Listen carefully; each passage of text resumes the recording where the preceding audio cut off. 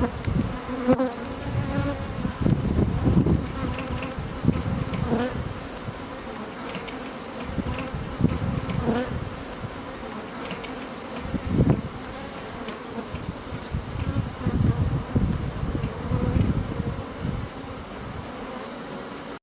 so what we've got is the bees coming in now. They're quite busy because it's a pretty good morning for them. And what you can see some bees coming in with the pollen, which is the ones with the coloured pollen sacs. The pollen's used for feeding the brood, which is the young before it is capped until it starts turning into bees. So the fact that the pollen's coming in means we know the queen's laying in there. The other bees are coming in, they haven't got pollen, they're either bringing in nectar, which they put into the cells to make honey, or they're bringing in water, and they need water in order to digest honey. So that's the three things that are happening in and out. Today what I'm going to do is put on a super, which is an additional layer, which will just be used to keep the honey. So that's what I'm proposing to do today, as well as having a little look at them.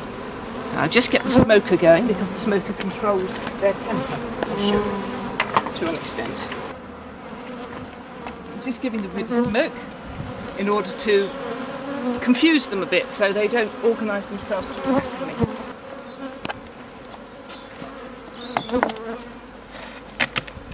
Oh, it's well stuck down with propolis, which the bees use to fill in all the holes. It's sort of a sticky stuff, and you can see them all on there.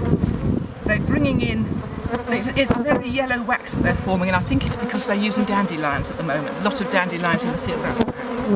So there they all are. You can see the buckfast ones and the typical black British bee.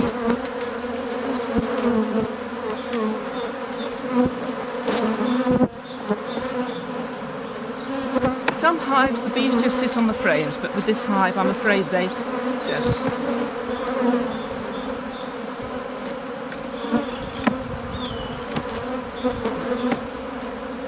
Very stuck. What I'm going to do,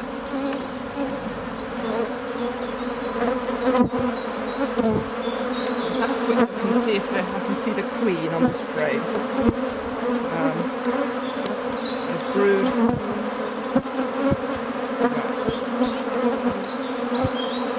Queen's not there. That's a typical honey frame of the cells, which points slightly upwards so that the honey doesn't fall out.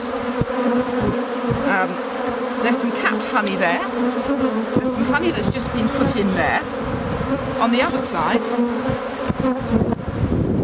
you've actually got the honey, and you've got some capped brood that'll actually turn into bees. The bees are in there. In these cells, there's little larvae. When the larvae get to a certain stage, they get capped, and then they turn into bees. Right, I'm going to just put that down and take out the dummy board now, which is just used for spacing. You can see them all hanging on there. Fairly typical of bees to hang on the bottom of a frame. Get rid of them in there, put it down. That just gives me space to examine the rest of the hive. Right, you can see a bit of pollen there.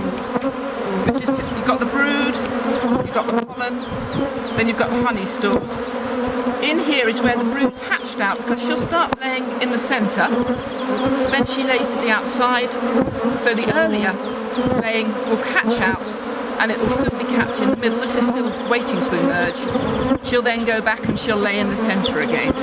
They have the honey and the pollen because it's very convenient for them if it's a little brood. That's what we call a queen cup when they practice for making a queen cell. It's a larger cell, and that's hopefully later in the season the queen will lay in that and it will become a new queen.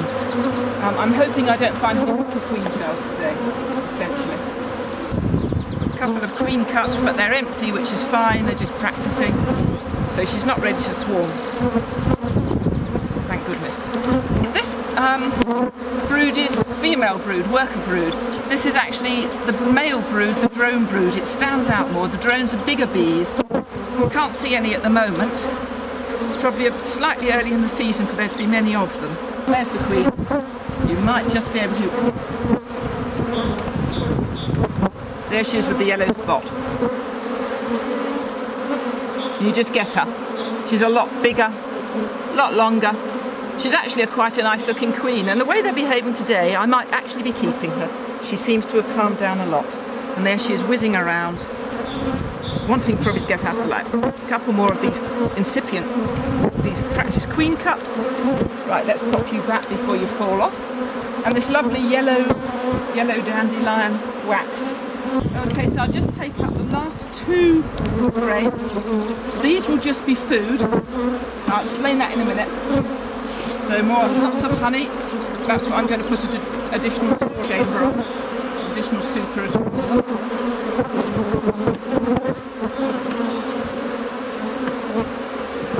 And they've still got 1 free, but you know, I'm away for a week, so I might as well let them have a bit more storage.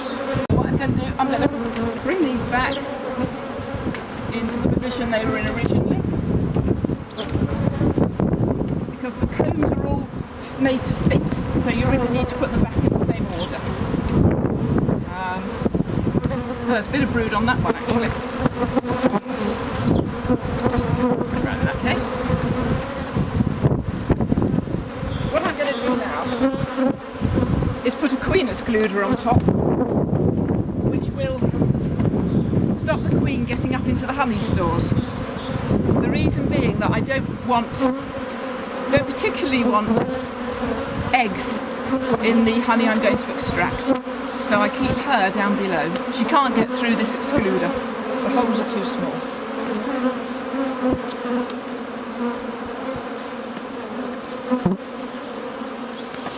That's the excluder on, so I'm going to put on another set of... Oh, they've already gone, the silly creatures. They don't have much sense when it comes to this. Do you? No. Silly old things. Go on. That's it. That's brilliant. So I've put this on the top. They'll be storing honey in there. It's comb drawn out from last year, so they can put honey straight in. And there is some fresh wax at the outsides. They'll draw that out themselves. But if they've got a bit already drawn, it just encourages them to start storing honey up here. And that's where any honey you get from jars will have come from the supers. Pop the lid on.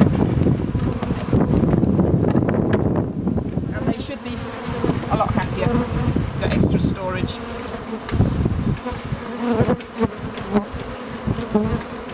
Some people don't like bees that come out and cling onto the hive when you're inspecting them, but well, to be honest, they weren't as bad as they have been, so I'm quite pleased with them today. Just do this. You don't really have to, just see if we can get them to go back a bit. Come on, old fellows, down you go.